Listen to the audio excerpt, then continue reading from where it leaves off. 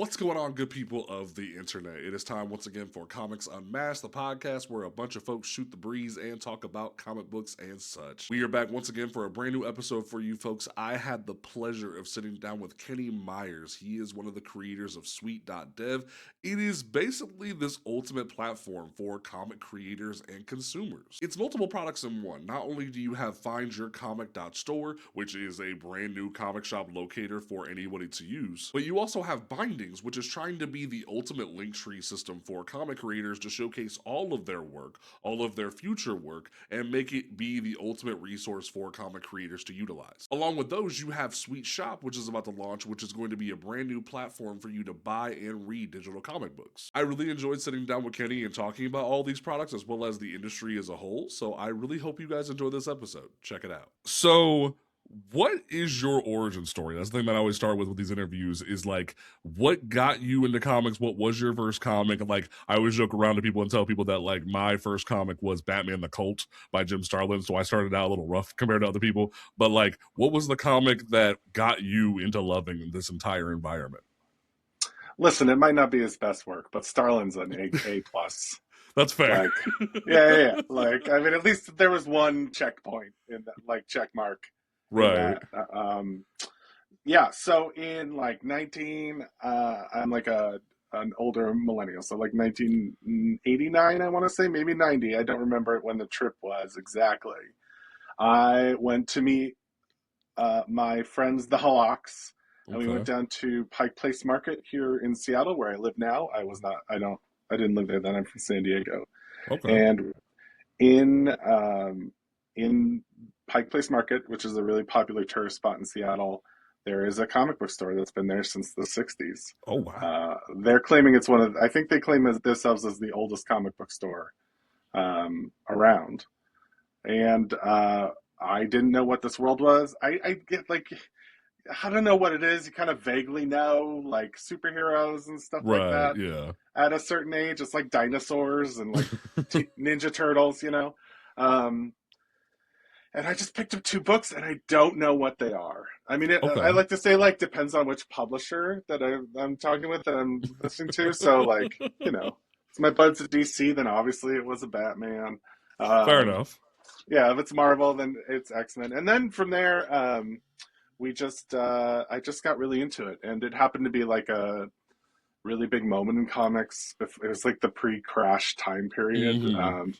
I don't know how much you know about. Like, I must say, the history is my favorite thing, so I could go for hours. Oh, amazing. Yeah. So it was like the collectible crash, which is hilarious because you see like blind bags and stuff right now. Yeah. Like, how are we back here? That's the craziest It's like, part. I've seen these signs before. I think it's a little different, though. It's a different time because it is still, I think, like fans collecting versus the insane mania that was like the death of Superman. Like you'll still see some speculators, but it's not as bad as what it used to be. Yeah. I would say, and it makes good money, and like obviously like there's a lot of cool platforms for selling stuff like that, and of course it's great for comic stores, which I love for sure. Yeah. And then it was just like X-Men, like the cartoon, like all this stuff came out, and I was just in it, and I was a Marvel kid. And I had all of the Age of Apocalypse. I got them as they came out in individual issues. And so, are you a Cyclops apologist, as like the new generation has been as of late? Are you a Cyclops apologist? Can I curse on this? Oh yeah. I fucking hate Cyclops. Yes. Like, there's one time I will say, like, after Schism, I was that rebellious kid who was like, Cyclops was right. But like over time, it very much became no. I understand now. He's psychotic. Let's not go against the grain and go with Cyclops. I have never really. I mean, I liked him as a foil to other characters, right. But never. I never hated him. That's a lie. No. I fucking hate him. Like, I'm tired of Cyclops. I think if you're like to pick the high point for me, it's grumpy, like the character I fell in love with, like a lot of kids in the 90s, was like grumpy, beer drinking, non-mentor, but like forced to be a mentor to Jubilee Wolverine by far. Just some great, very 90s stuff going on with Wolverine that I really loved. And yeah, but like I never thought about my favorite X-Men because Wolverine was kind of then now, but I really like Mm. Blink in Age of Apocalypse Okay. quite a bit. I'm gonna Yeah, say yeah, Blink was a vibe for sure. Like I remember I got this giant like essentials black and white book from the library, and it was like everything after someone tried to put the adamantium back into Logan. So it was that entire era of him being very feral and Elektra retraining him, and he just like didn't yeah, have a nose, and it was very odd.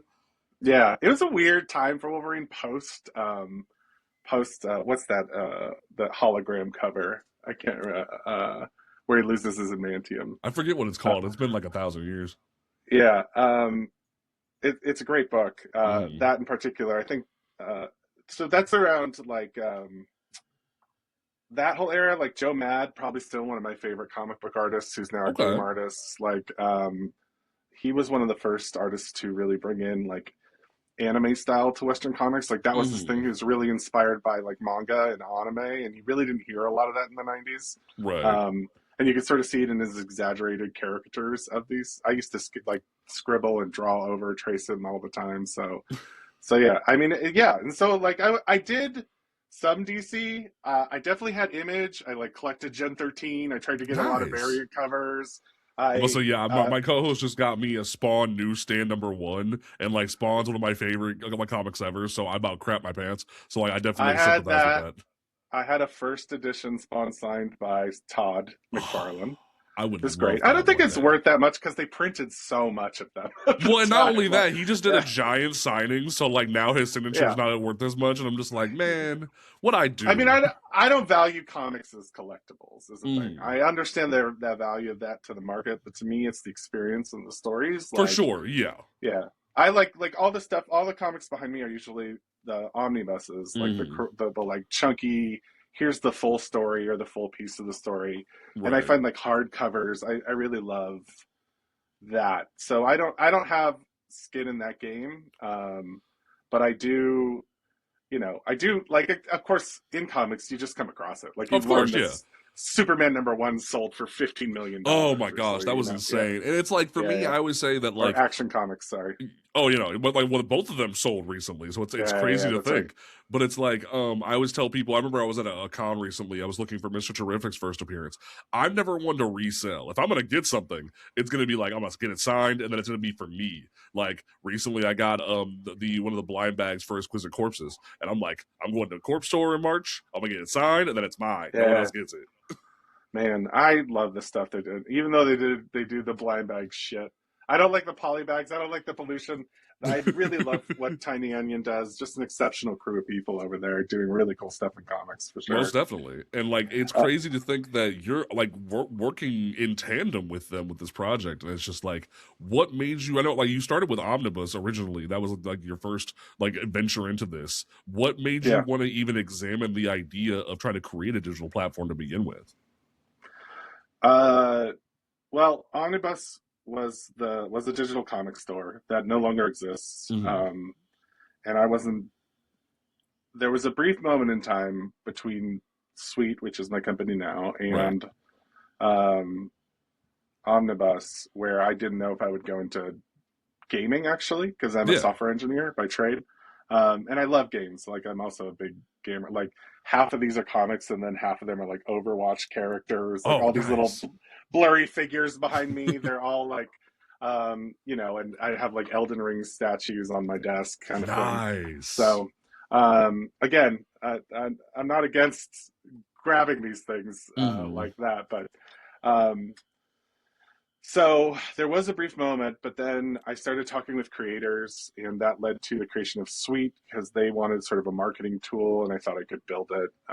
And then, a couple things had to happen. One is that Omnibus folded, so that kind Mm-hmm. of accelerated the timeline.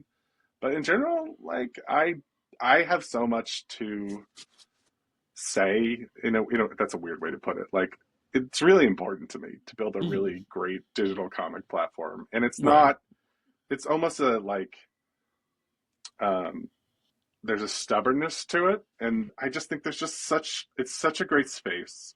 So many people make so like the thing you learn very quickly is people who work their asses off creating these amazing things don't get enough return from it. That is And very like true. And digital feels like a space where, because it's not limited by stock or anything like that, like potentially the returns can be ongoing. Most So definitely, yeah.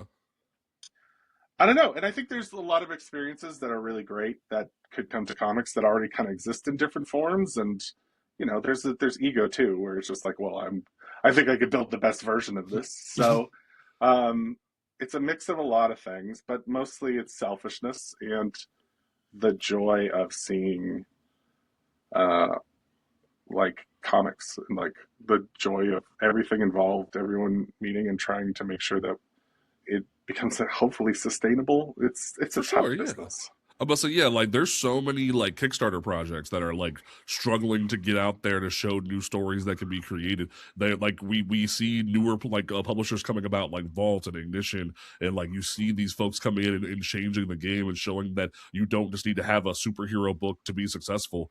And it's like you're giving them a new option, because the idea of appealing to a comicsology that's failed and like been absorbed into this like conglomerate is not something that everyone wants to visit now. And granted, you see Neon Ichiban coming about now, and it's sort of like showing that, oh, they're gonna rise again, but you're kind of like doing a one-stop shop in every way, shape, and form, because you have Bindings, which is like your answer to like the link tree for creators. And I think that's amazing. And it's not only that, you have the Comic Shop app, which that is even better than like the other website. And now you're doing like Sweet as a whole as a shop, and it's like, what you have all these little extra little pieces that almost make a web that is like a one-stop shop in every way for the creator and the consumer.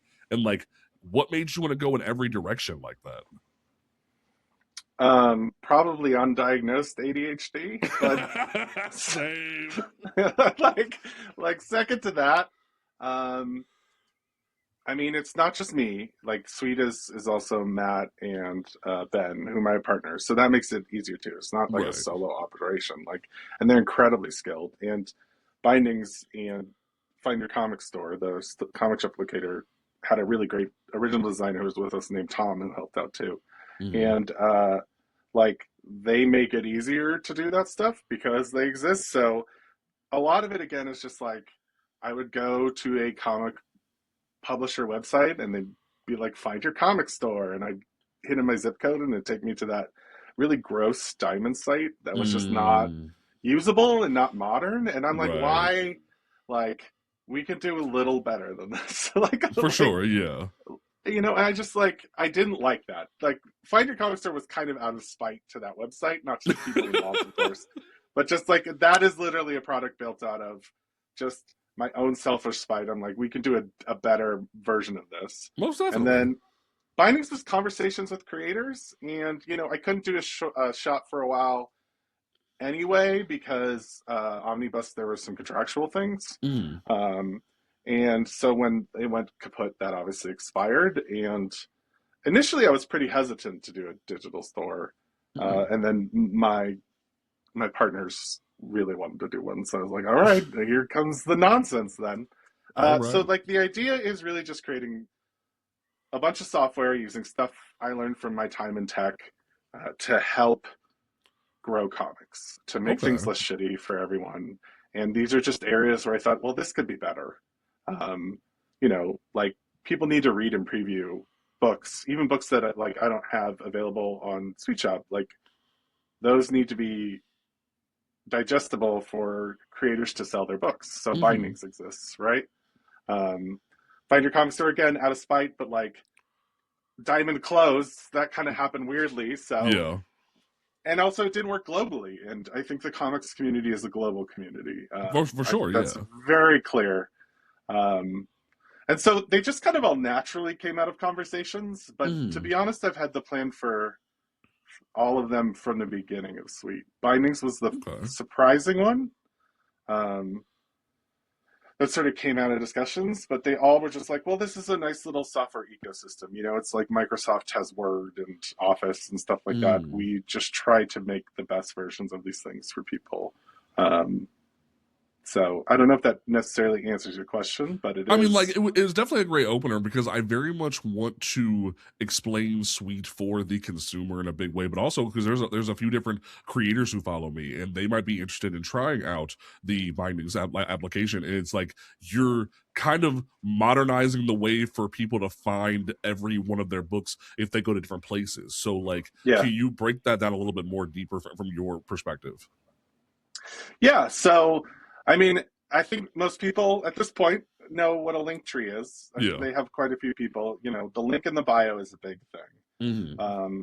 Because social media is so, how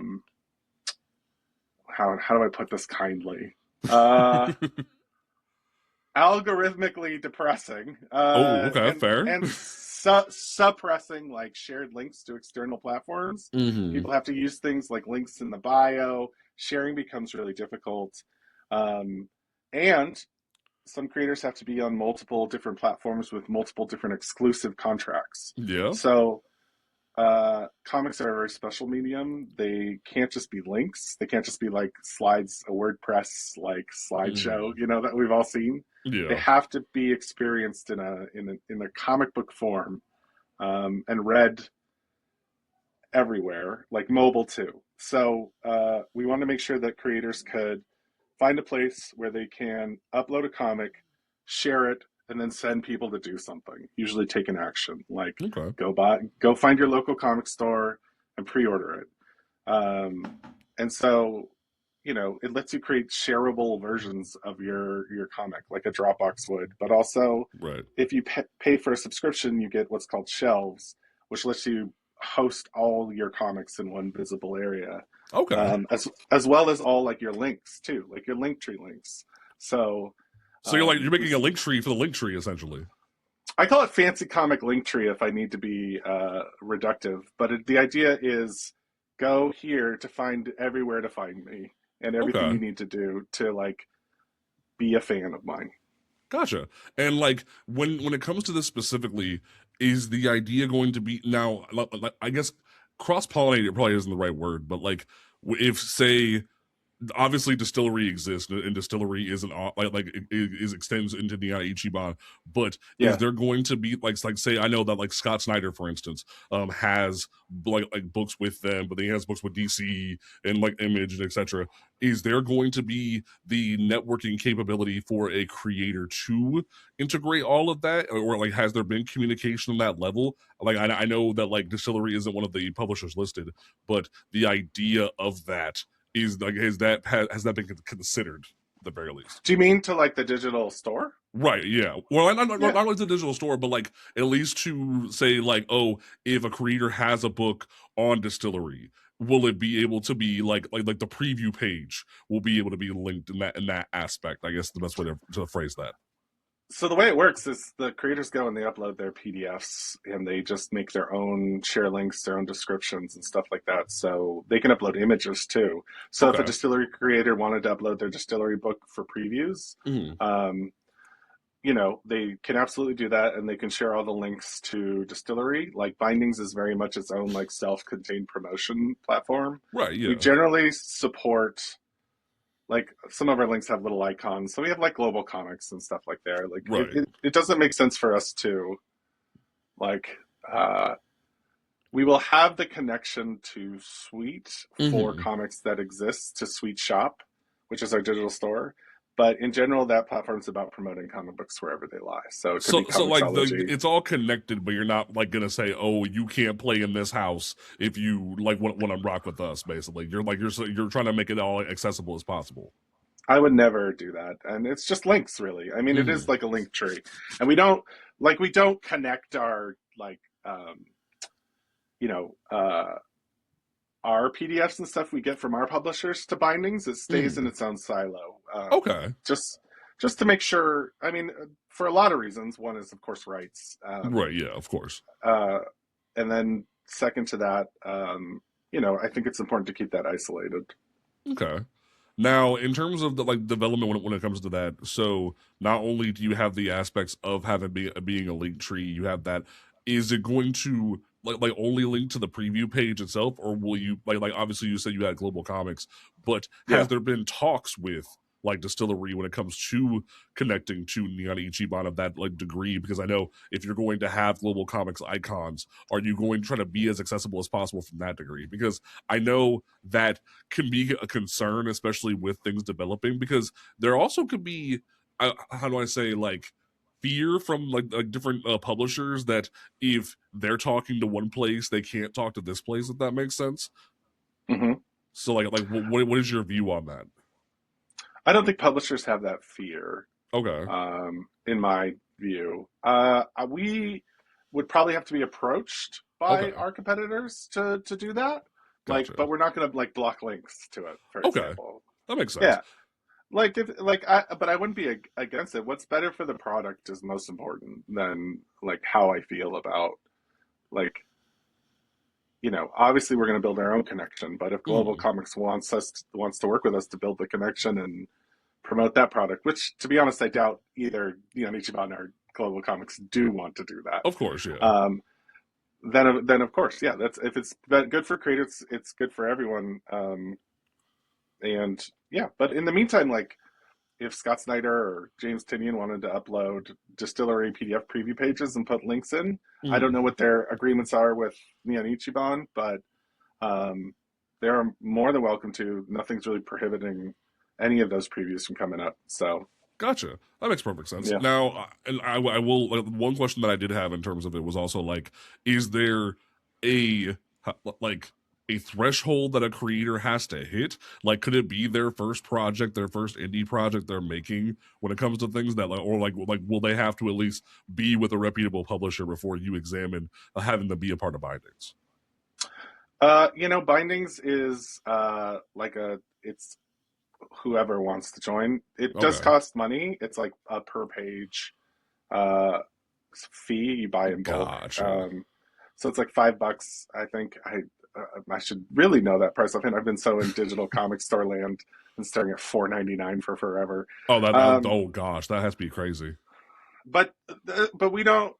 It's like you get 100 pages, you upload your book, it counts down from your credits, your page count, and we keep it up forever. It's not subscription based, so like it's designed pricing wise so that a brand new creator could just upload their book and share a link, and it'll be there until the heat death of the universe or the business collapses. Or AI takes all our power from everyone. That actually like brings up a topic in its own right. Is that like we saw like Jim Lee make the really big like statement at New York Comic Con that like DC is not messing with AI. Marvel kind of like tiptoed and also followed suit to a certain degree, despite what Disney's doing with like OpenAI themselves. I doubt that. I'm pretty sure Marvel's gonna mess with AI. I don't think they don't have those qualms. But it's like, what, like, is there a reassurance that you can give to like publishers or creators that you're not going to venture in that direction? Yeah, I mean, we have very publicly. We allow no AI comics on our store whatsoever. Nice. There's no AI comics allowed on Bindings either. They're very much prohibited. We just don't like it. Is there any detection method that you can do in this degree right now? I mean, it's still kind of new, but like, is there like something that you tried to implement to a certain degree? We can not really. Fortunately and unfortunately, it sort of becomes like we have to be alerted to it, and no one has done it yet. I mean, breaking terms of service, and our agreement, which is very public about this kind of thing, it would be a violation, and we would immediately take the work down. Gotcha. But we can't keep track of everything, unfortunately. Of course, and detection would be nearly impossible. And they're just getting better too. So, the reality might be that we might actually have AI comics in the future without even knowing it, but we are fundamentally against using AI to create art. And sell it like to especially since it's trained off of so many different artists. It's like theft. It's theft. And I feel different about code like in AI, like software engineering. And I've also kind of been clear about that. I believe it is an interesting tool. But I'm like, why would we want robots to make art for us? Like, Exactly. that's like one of the best things we do.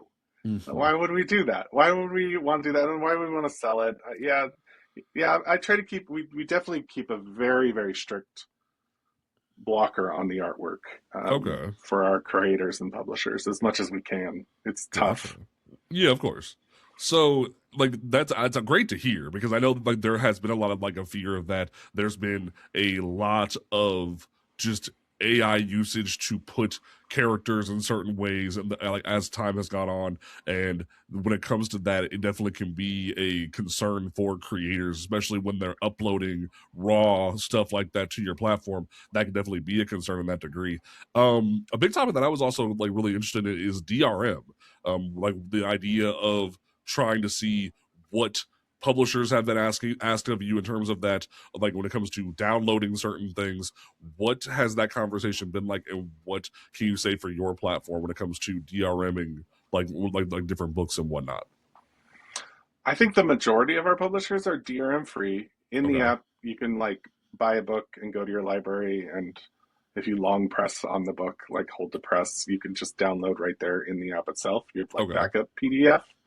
Um, the it's different publishers, and it's usually ones dealing with IP licensing that are the Mm, issues. So like, you know, the creator owned stuff is usually DRM free, and it's always okay. bigger publishers.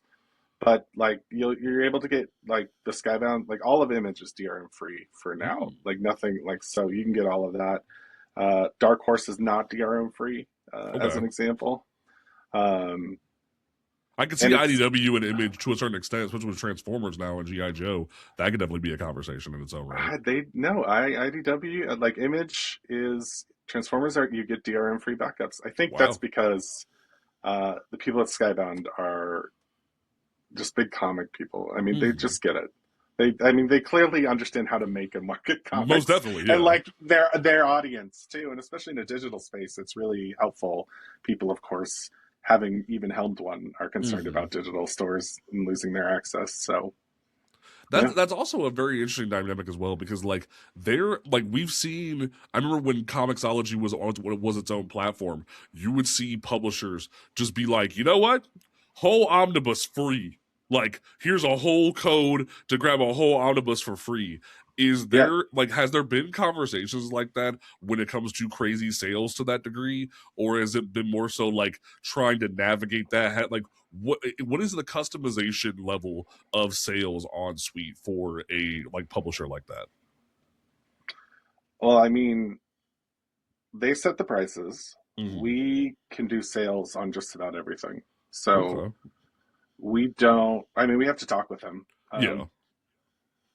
Some people have, some other comic places have different agreements, as I understand it, but you know, controlling the pricing is not as big to us. We'd rather just work in tandem to like show them, because the truth is that cheap digital comics sell. Yeah. Like they don't really appreciate in value. It's really just about access, Mm-hmm. and man, yeah, we. I mean, we're working hard with our publishers to make sure people can get access to sales and things like you're talking about, like omnibuses and stuff. Because it's also Mm-hmm. like Invincible Volume One leads to sales of Invincible Volume Two. You know, but Mm-hmm. like, so we have a lot of free comics, like really like A plus tier comics, like Exquisite Okay. Corpses #1 is free on the Nice. platform.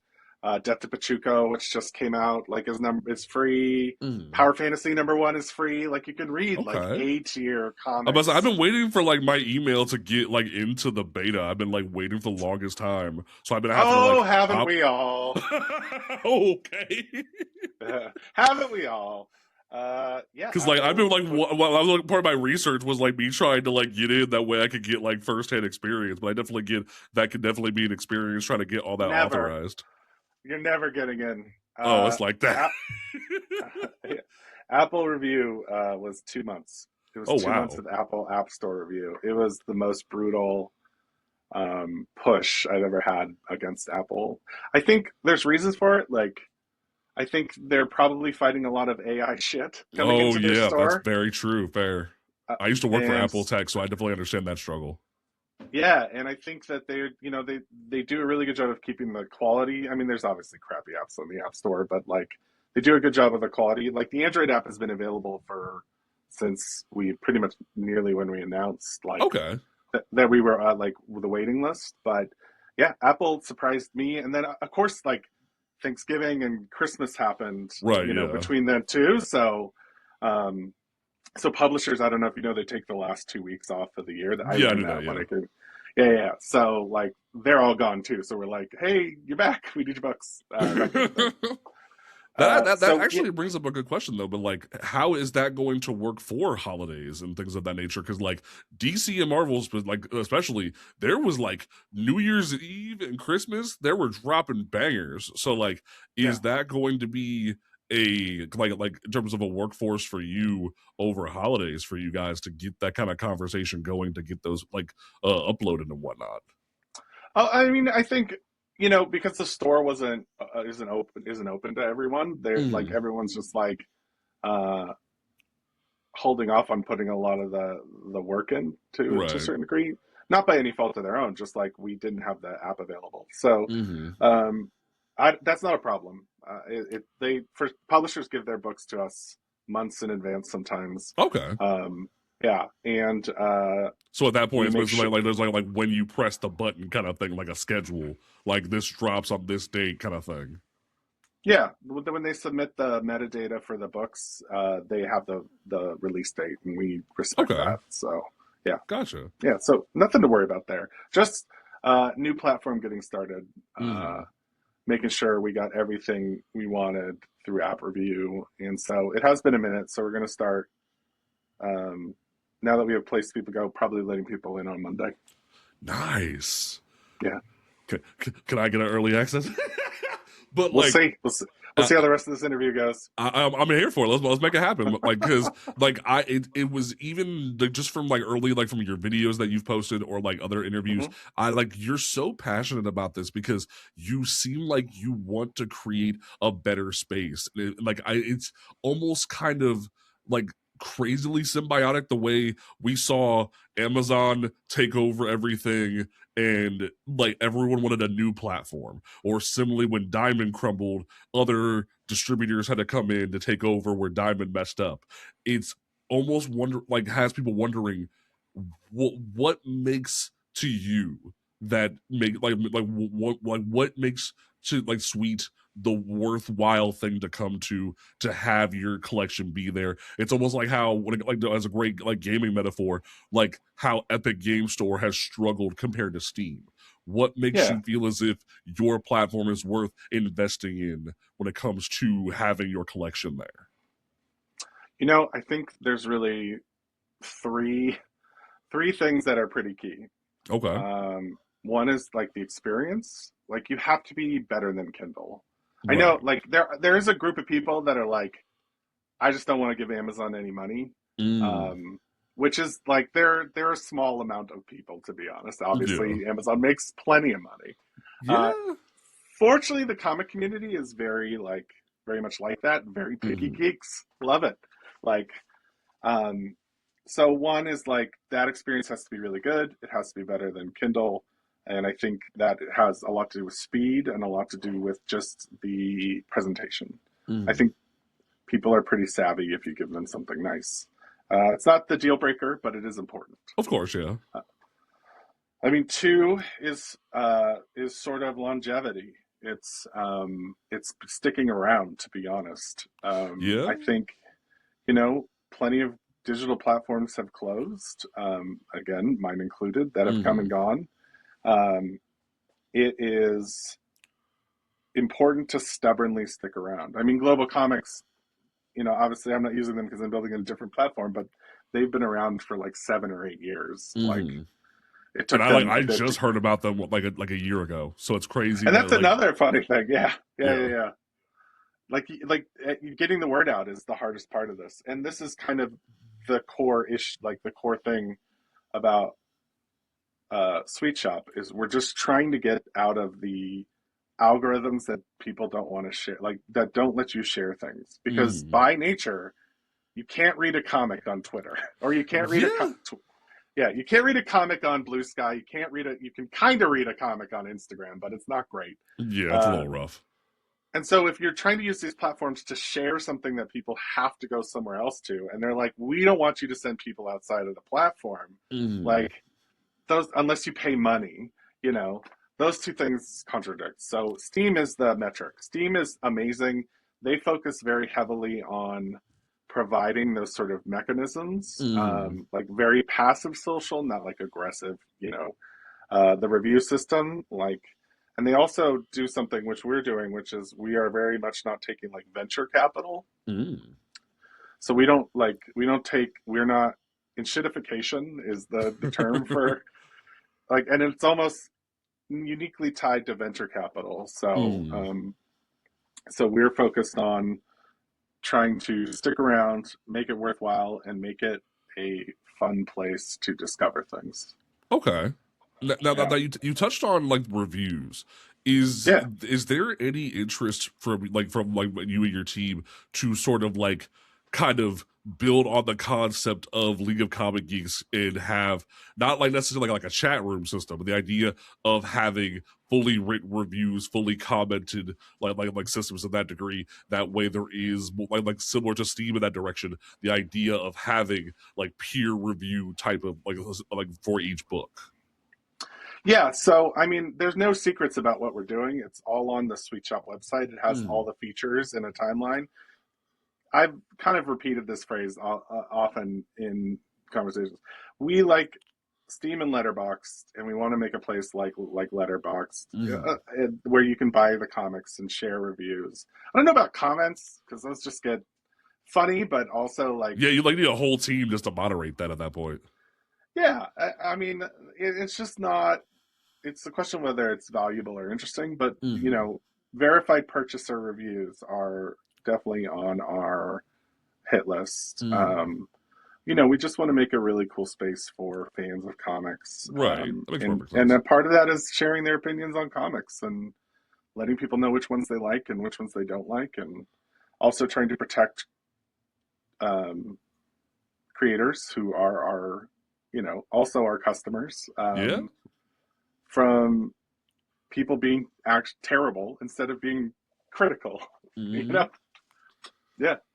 So, like that makes a lot of sense because you have to have a balancing act here, because there's a lot of hate that creators tend to get when it comes to certain things. Like, just say what you will about like Twitter. We watched an entire experience at the end of last year where a writer was having like horrible like death threats in regards to a Marvel Unlimited exclusive book. And it's like that the concern is definitely there when it comes to making sure that you could like a creator could trust the platform in that degree to where like the book can still be viewed without it just being trashed for like in a horribly like not moderated in that degree. Yeah. Yeah, I think there's like different levels of toggles for people who are creators, right? It's like if you're a public creator on this platform, then you get to choose whether you see your reviews. I think there's interesting things there. Yeah, like you can use tech to make people somewhat safe, but you can't. Bad actors are bad actors, right? Of course, yeah. There's only so much you could do in that aspect. I mean, we avoid a lot of that vitriol online by just not announcing Marvel or having Spider-Man on the platform. So that's pretty straightforward. Well, like that's actually an interesting portion, because like the big two are like the only ones that I've been able to see on your roster that are not featured right now. Is that because like talks are still ongoing, or is that like a blatant thing that you have done to where it's like you don't want them involved in the conversation right now? Well, I can't really say much of anything. Okay, fair. NDAs and whatnot makes sense. I can say, before you bring on the big two's fans, if that were to happen, a mature platform. And you know, it's interesting. The big two itself is actually an interesting nomenclature, because they're not actually the biggest two. Right, like the game has shifted most Viz. definitely. Viz From is a display portion, they're still yeah, considered that, but like the yeah, game has shifted yeah. exponentially over the past few years. Like Viz is like dancing, manga is dancing Yeah, all over that. most So, definitely. and that's, we think beyond that too. Like we think very much beyond just like Western, like American comic culture, because that's not the truth in the rest of the world either. And Right. we're a global app. Um, so I think for our, I mean, obviously it's important. Like I said, I'm a '90s kid who grew up with that stuff, Of but course. you know, there's a lot of things that that fan base brings with them that uh, we we are testing at different scales with different things. I can't really give a good answer to this. Right, that Sorry. makes sense. I think it was more so just curiosity because of like how you said you like not putting Spider-Man on the front page kind of thing. It like Yeah, piqued yeah. the I conversation that way. fair. That's fair. But right now, Spider-Man's not on the app, and so we don't have to deal with people That's fair. that fan base. Which I Right. get it. I love it. I'm a part of fan bases. And I understand completely when people are real assholes. I don't understand death threats, but I do Yeah, that's understand when you're just like, this sucked. And I right. think everyone does, even the creators themselves, because they probably felt that about someone else's work or something else. Um, but it's not about, it's not a volume issue because all the other publishers are probably, it's really just about how, like, for example, if you go to our competitor space, we're trying to grow comics, and if you go to a lot of our competitors, they're like solely dedicated, they just look like Marvel websites selling stuff, clones of each other. And Gotcha. so we want to make a space that grows comics and not just Marvel and DC stuff, although Marvel's and DC stuff would, you know, probably expand that audience too. And so, Well, and not only but that, it brings up the point of like I've been seeing when it comes to TikTok, especially when it comes to having these conversations. A lot of people see new comic book day videos, and all their stack is Marvel and DC. And yeah, I've been challenging my fellow creators to be like, hey, maybe check out an Image book, maybe check out a Dark Horse Ignition, etc. And it's like I even did a whole video today on Instagram where I was like, hey, check out Ignition. They have a whole yeah, TV show out. They have a whole thing they're yeah, working on. I kind of like gave them a little bit of crap where I was like, where's digital? Hey, where's digital? And then they're like, we're working on it. And then I look at your roster and I see them and I'm like, oh, you are working on it. So yeah. it definitely like interests me, the idea of exposing my, like, not only my audience, but also to my fellow creators, the idea of there's other books out there besides Batman and Spider-Man.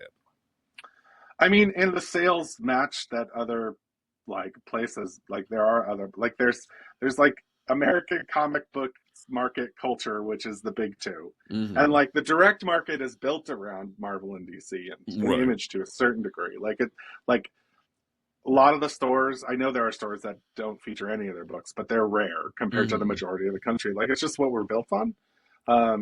And we're an app for the globe.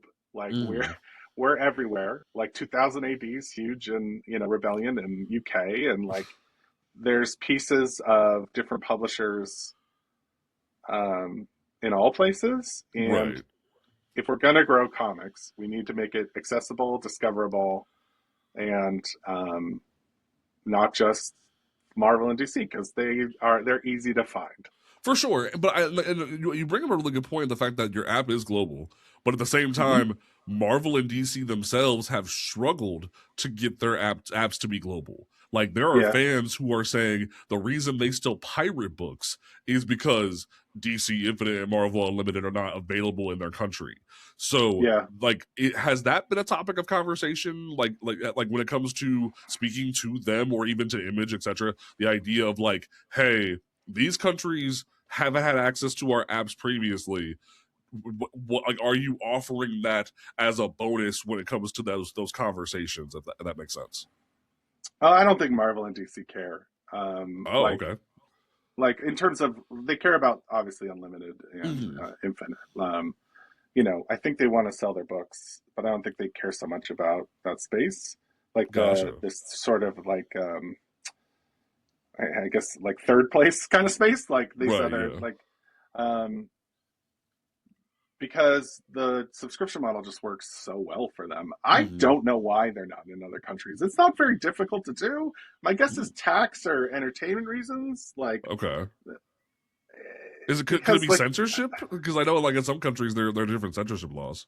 I mean, there are certain places like where we're not available just because our rating's too high. Like, Gotcha. so like I think we're not available in Saudi Arabia because Okay. of one of the things is we have Image Comics and there just are a lot of TNA. Right, And like Vault does it too, and like so like it definitely makes perfect sense. Yeah, Saga is like 50% penises. It's woo, great. yeah. It's just it's just like there's so much alien nudity. Mm-hmm. Um, and so we can't be available in those places, and we're not gonna censor stuff. We're pretty big on that. We are gonna like block it if there's like IP restrictions and stuff like that. Right. But That yeah. also brings an interesting question though, is that like when it comes like I hadn't even like thought of this like until just now when you brought up Saga, is like what are the parental controls going to be like for like certain people, especially once the app becomes more public? What is the parental like control going to be like for people? Well, typically the way it works is, the app stores they won't let you install it if you're a certain age, if you're like Oh. registered as a certain age. So you won't be able to install the app if you're like a child Mm-hmm. because it's 18 plus on iOS. I think it's teen on Android. Okay. And how that works out, don't ask me. Yeah. The What's the other piece of that? Uh, Kids under 13 generally won't be able to access Sweet Shop.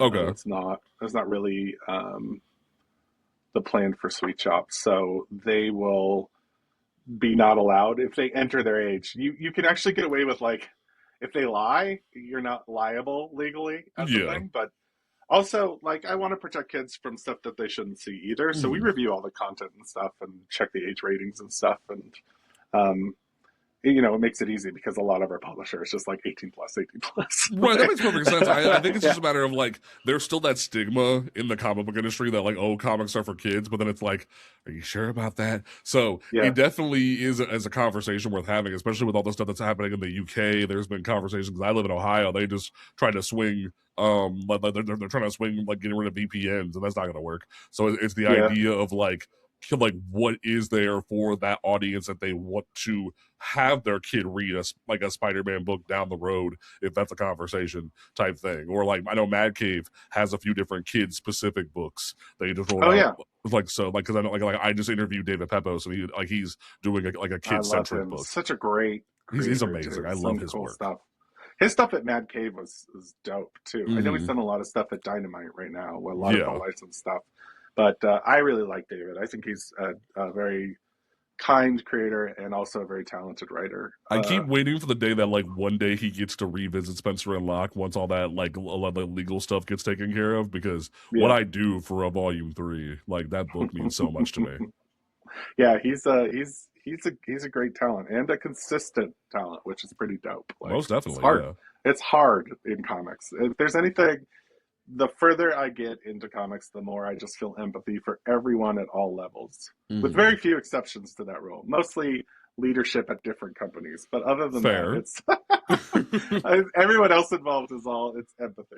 Right, because like I remember like when I first started like doing like interviews and whatnot back in 2016, I was very much like creators are the problem, and then like once I started to learn and understand things, it was like, oh, it's editorial. Oh, it's like the higher ups, and you start to learn things and understand things.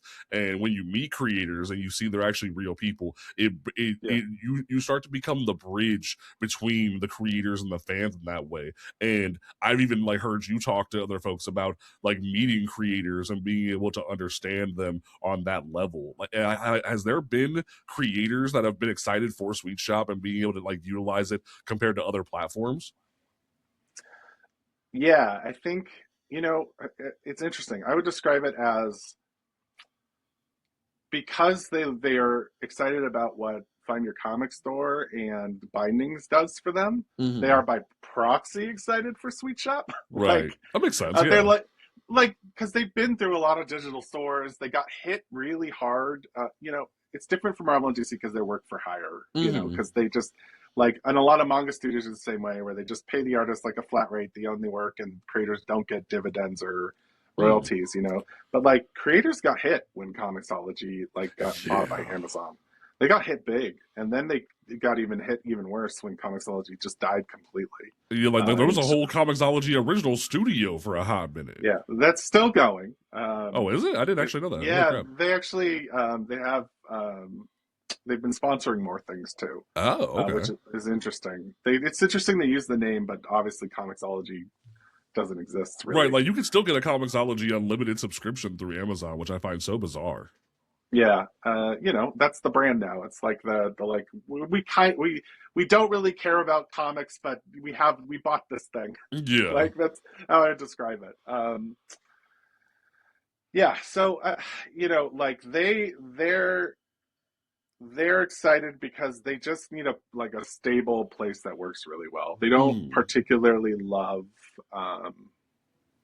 the current offerings, is my gauge on certain things, on certain creators.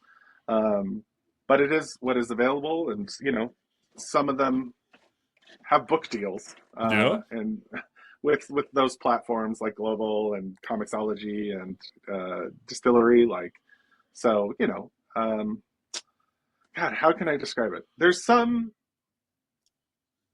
I think they're more excited about what Sweet's doing as a whole, but obviously they're like, oh great, and also a digital store that I can just trust to be good and of course, work well. because you're speaking from the creator first rather than the finances first. You obviously care about the industry in a different dynamic than other people can say they do. I care about publishers too. I want to be they're to me it's the ecosystem I care about. Of course, I know that's really kind of corny, but in general, I want publishers to do well, I want creators to do well, and I want to make money. I'm not everyone needs to make more money, and including us to operate an operation and grow it. Right, and, and so we want there's nothing that's important, and to support creators get money, and that is a focus. We want that our sole real goal is, because we all need money to subsist, that comic creators and publishers can make more books, make more comics, because they can make more money. It's like a balance. You're trying to be like, oh, obviously we gotta make bread to eat, but it's also we care about what we're passionate about. Is that's kind of it's like you're not fueled by greed, but you're fueled by sustainability. If that makes sense, that's the better way to put that. Is that that's the longevity thing. We have to stick around, and to do that, we there's three of us and working on this stuff, and we have lives, and we have to eat. For sure. Yeah, I maybe need to eat a little bit less, but I really like it. I just don't want to be oh, we're doing all this stuff and attach it to a false nobility. All of it is fueled by all these spaces need more money, and these are mechanisms to make money and feed into the whole place growing. So including the direct market too, which I really love as well, the comic book shops. Well, so that was the one thing that I really wanted to ask you about, because I hadn't seen it on the roadmap, but if it could be possible, one thing that I remember when Comixology was its own platform was there was the ability to network with a comic shop to get them a portion of the sale. I know that's a long way down the road probably, but has there been any thought to that, of the idea of I don't know how, I never fully understood how it works, because I was I was in high school when it was a thing, but it was you could still, I could go to comixology.com/Rubber City Comics was my comic shop, and you would just go in there and they would get a cut of your comics for the week if you got it that way. Has there been any thought to that? Because there's always that fear of investing in digital while watching the brick and mortar die. So is there any thought to that? I'm looking at our roadmap because I thought it was there, but it's not. Was it? So at New York Comic Con, I kind of pre-announced our affiliate program, which we're still working on. At least I'm not crazy, because I would love your roadmap, but it was also I don't see it, so I was curious. Well, I have terrible news for you. You are actually crazy. I'm not even am I right now? Yeah. Oh. Sorry. Well, you just made up a podcast. in your brain. That's crazy. Like that to me is a part of it. The affiliate program with retailers, with creators like yourself too. Oh, okay.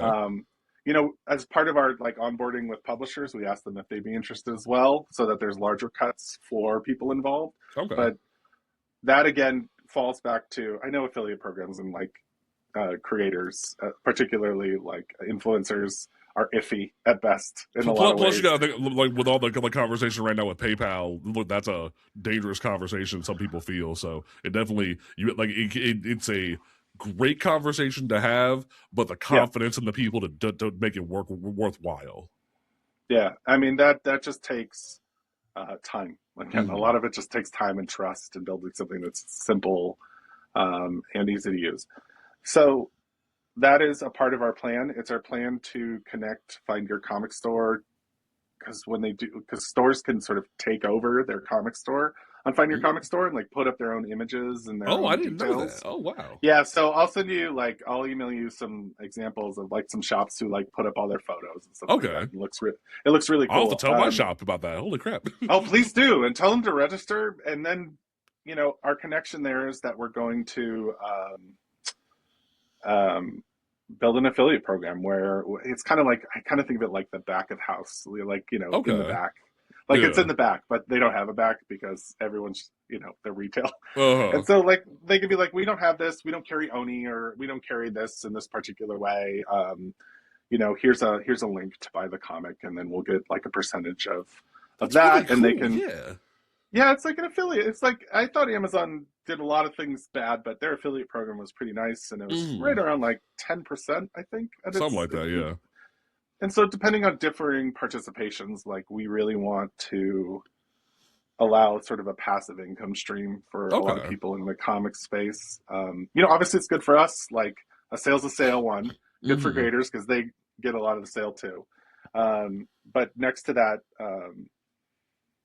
it just feels like a really nice way to get accessibility to comic book publishers and comics that people wouldn't have access to. Most definitely, yeah. Especially because, like, I remember there was a shop like down the road from me where they were like, "We don't even have a lunar contract yet," and I was like, "What?" They were only doing back issues for the longest time, and it was just like, there's some people who are still just not hip to how things are now. Because back when Diamond was a monopoly, you could just open a book and call a number and get things going, but now they have to evolve a little bit. Yeah, and like we're not. We want to support. We want there to be more comic stores. So it's a trope, but I think a rising tide kind of deal. Raises all boats, most definitely. Right? Like, and the space is so cool. I just want it to be bigger and to be more like successful for everyone involved. I want everyone to stop having to. Like writers having to stop write spec scripts while their passion is comics, or like creators like yourself, working day jobs. Like there's a lot of that stuff in comics, and it's at all levels too. And publishers are like smaller than you think, even though they're big. They have big names. It's very surprising. And that was shocking to me, most definitely. Yeah, I learned early on that like you may see a big name that you grew up reading, but they're in a small house, and it definitely changes your dynamic a little bit. Yeah, and like they should have a bigger house. For sure, yeah. And I think there's some people who've done really well with that and done really smart with that, and maybe they're, I don't know. It just feels like there should be more opportunities, and tech already does those things. So I'm like, let's just move some of these over here. Let's make it more accessible, with a focus on trying not to do the bad things tech does, what I consider the bad things. Most definitely. And one thing that like you touched on is the idea of success. And I have noticed that even from talking to creators who have worked on things like Marvel Unlimited, there's this fear from publishers that digital isn't as like valuable versus print. And even there's been the big conversation the past few months in like comic book TikTok spaces or Instagram spaces, the idea that sales matter more than anything, that pre-order sales of floppies matter more than anything if you want to see a book survive. Like there was a GoFundMe petition for Green Arrow when that book got canceled. I've been as someone who primarily reads books of color, being a black like comic book fan, like I've seen so many books be canceled over the years just because lack of sales. And is there any plan to showcase sales charts? Is there any plan to make transparency be in the forefront of like, hey, here's the monthly sales charts for these books? Because that has been a concern and a topic of conversation of if digital even matters in the eyes of publishers, because I can go and read on my iPad all the books that I read all the time, but then I still like collect my weekly floppies. That way I'm supporting the books that I care about. So is that a topic of conversation of maybe making that transparent? That way maybe we can see a shift in the narrative or a shift when it comes to the publishers. So in general, we tend to favor transparency. It's a really interesting time because we have a lot of there's a lot of competition in the digital space yet again. And you know, I think there is. So I think there's two things you're talking about, like two separate things in my brain. There's the transparency of what we're doing, which we're pretty open about where we're going, what we're doing. For sure, yeah. Like we'll be sharing more designs and the sales numbers, like because creators are involved in that kind of thing. You know, you probably have like a bestsellers list as an example. Like that's probably the best we could do because. For now, and also we're growing as well. Yeah, of course. So, this is still like low to the ground kind of thing. We're just not getting. So first we have to get people purchasing, because you know the bestseller this week was me buying the Power Fantasy, like just one, because I'm the only one with access. Right. So, yeah. So like you know, you want the data to be good enough to be useful. I mean, we share all our data with our publishers, so like they know. They don't know your email. They don't know we don't show personal information. They don't know where it's just a number versus like all the data like that. Yeah, and they'll know like what the reading is, and they'll kind of know the age generalization of which groups are popular. Right, of course, that makes sense. And you know, a lot of like Amazon doesn't give a lot of tools like that. I think Global does. I was like, Amazon's been like a black hole ever since they ate Comixology. There's like no transparency on that front. Yeah, and like we're kind of the opposite of that. Like, but as far as like digital sales go, the kind of general vibe has been it's no bigger than 15% of the Western comic book market in like the United States market in terms of their income. Now, the U.S. has the direct market, which is an insane system that honestly very much favors publishers versus like comic stores, and because you know they buy in bulk and there's no returns. So like, the one thing that blew everybody's mind was when I walked up to the door and opened it and said, "Hey, if you walk in and just buy something off the shelf, your sale doesn't matter," and everyone's brain shattered, and it was like. Yeah. How do you not realize that? Like, there was people who have, like, full stacks of books that they would come home and do new comic book day videos. And they didn't know that pre-ordering and pull lists were the main thing that mattered in that degree. Yeah. I mean, I think there'll be a generational shift. I think that those things matter to older people my age. Not a lot of young people going to comic stores as much. Well, that's not true. Let me rephrase that. I think people are more likely to read and consume comics online in younger generations.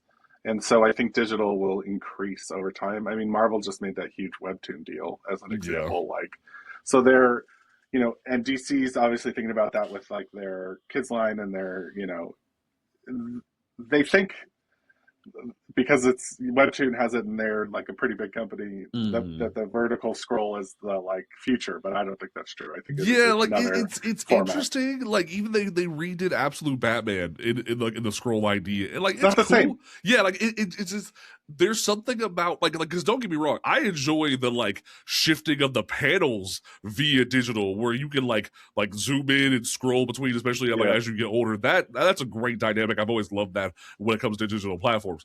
But but there's something about turning a page, even with the novelty of digital, where that's still appealing. If you tell me I have to scroll here, like, it doesn't feel right in terms of reading like that. So I actually, I disagree to a degree. Okay.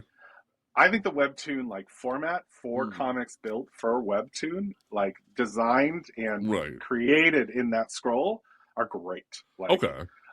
Yeah, but I think the like, it's funny on Sweet.Dev we have a stacked view where we just stack the pages on top of each other versus like have it be paging, and like you have to zoom in. We don't have a guided view. It's too much.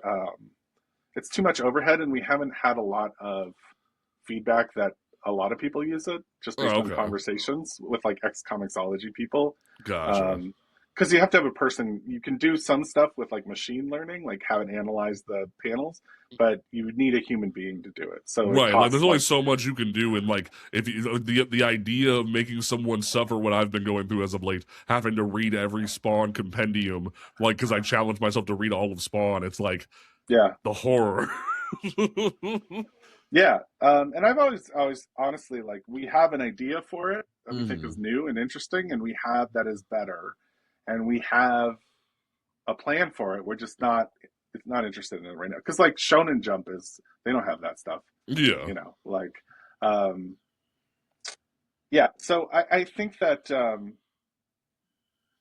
how do we get to panel view? Webtoon, money, digital. I think that they are. We have the same ADHD backtrack where it's like we can get back here. It's okay. I got there. I think everyone thinks it needs to grow. It actually dropped significantly, which is why you're seeing a lot of publishers sign on for a lot of platforms who might not have done it before when Comixology officially closed on Amazon. Right. So they're just like, it's down everywhere. Like, let's try. It's seasons of renewal in comics. Diamond is gone. Comixology is gone. How do we make things different? How do we make things better? Yeah, but pre-ordering, final order cutoff. Do your duty if you love floppies. If you love the paper, make sure you get that in. Bindings has the ability, for an example, if I could cross-promote. This is all of it, because I very much wanted to talk about the entire like dynamic of it all, because I find what you're doing with bindings to be very intriguing, because I noticed early on when it came to, I remember when Milestone Returns fully was first announced, and there was like the creators from Milestone Returns begging on social media like, hey, FOC is coming. I would love it if you could like with bindings be able to say there's a FOC alert button, click, let people know that FOC is coming. Granted, I've seen publishers trying recently where they're like, hey, we'll make a social media post of these books run FOC, but there's some people who don't even know what the word FOC means, and it's like having to educate people is a battle in its own right. Yeah, it's a pain in the ass. We do have some features around that as well, but in general, you just have like order by date. Like you can put dates on your comics, so you can say when you need to order it by. Right. But yeah, like it's funny you bring up the notification thing. Like that's on our list of just like letting comic shops know. And then obviously like finding your comic store. We wanted to build a way to do that worked globally. So we're very focused on trying to solve that problem too, and connecting with potentially like point of sale systems so that people can order from the direct market. So you could be like almost like League and Comic Hub in that idea, and like in that way. Interesting. Okay. Trying to make it as easy as possible for the consumer and the creator to set up. So it's not so. Yeah, League is like they have the pull list thing, I think, right? That functionality. But that's still like the comic shop has to go and manually look it all up and order it, I think. Still, true, yeah, because for a long time people would use the previews website, but like now that that's not as prominent, people have been trusting League for that kind of thing. Yeah, and like that's interesting. Like I'd rather just work with those point of sale systems, since the biggest barrier point of sale system was diamonds, and that's no longer going to exist. So there's like weird inside baseball stuff like that. That's fun. That is sort of the main trajectory of something like bindings, is to ease that process without being a store itself. Okay. Now, in your opinion, or like not in your opinion, but like more so, like is there a easy way to recommend bindings to people? Like, is there like a type of email that you could give people? Is there a contact system set up to where people can try bindings and like experiment with it before they opt into like the entire program? Or like there is a lot of creators on TikTok specifically that are like pushing their books. They even did exclusive deals with TikTok Shop to get their book out to people. Like, is there a trial system that you have like thought of when it comes to bindings to interest creators in that way? Yeah, so I mean, it's the least fanciest of trial systems. You can email me at kenny@sweet.dev, DEV, and I will give you 25 credits to play around with. No questions asked, really. Just set up an account. You can upload 10 pages. We also support vertical scroll, which I've always wanted to get more of too, like the Webtoon style. Yeah. Because they have to be on like 4 different platforms. They have like Global Comics, they have Webtoons, they have Tapas.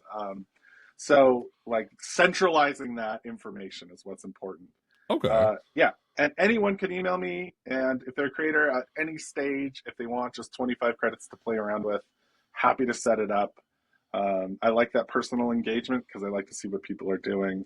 We don't have a trial system. We've talked about it a couple times, but you know, ultimately we had to build the service and had to keep like the pages up and running and serve to people depending on the scale of the creator. Like, we've had some creators do really good numbers on the platform, and like they pay the same $5 that other people pay. So yep.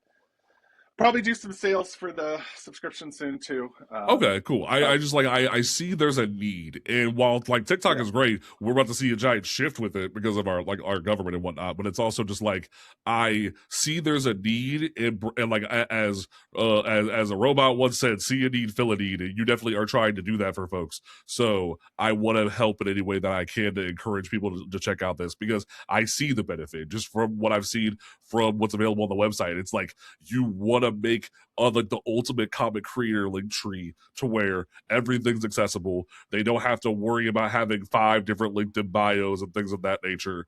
It's just there, and if they want to try something out, they can, and it makes it accessible to everybody.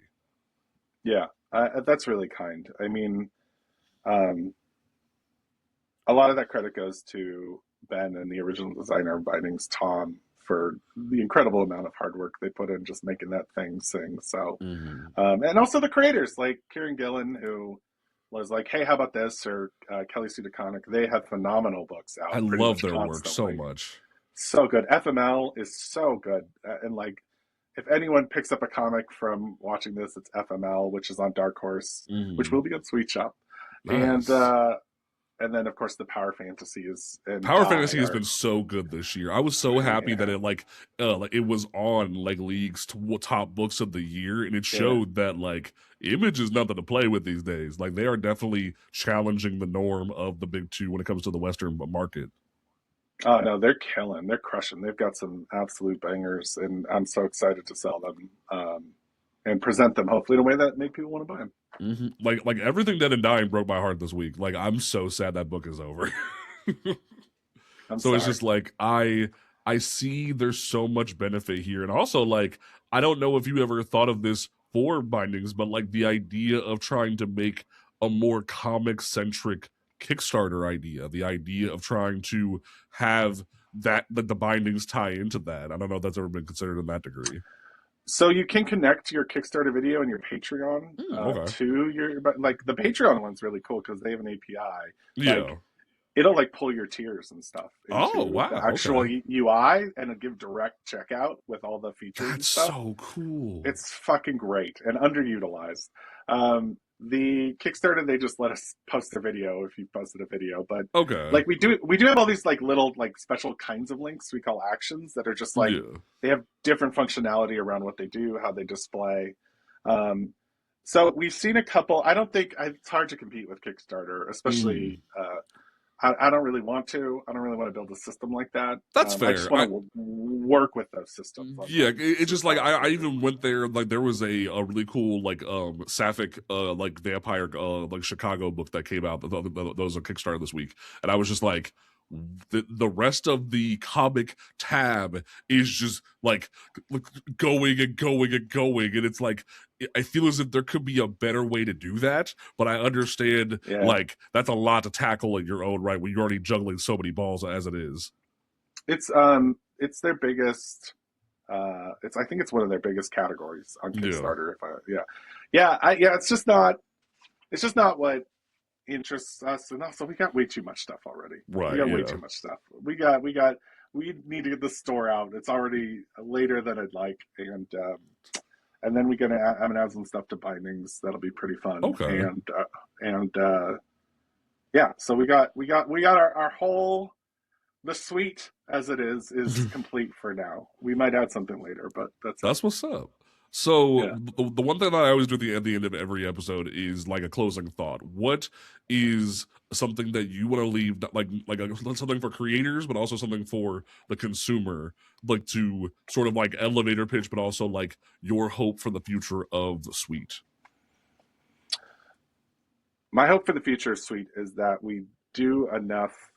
We make plenty of revenue that it actually creates more comics and more creators living financially, maybe not billionaires, but like stable, lovely lives where they get to create the work that we love so much. That would be the ultimate fulfillment loop for us, of all levels too, not just like the writers or the artists, like the inkers, the letters. It would mean the world to me if we could make that happen, and actually provide something meaningful for everyone at all levels, readers, that isn't, like sort of like how people feel about Steam. Like it has its problems, but like it does what we need it. Like we all love it. And it's become a staple of the entire industry.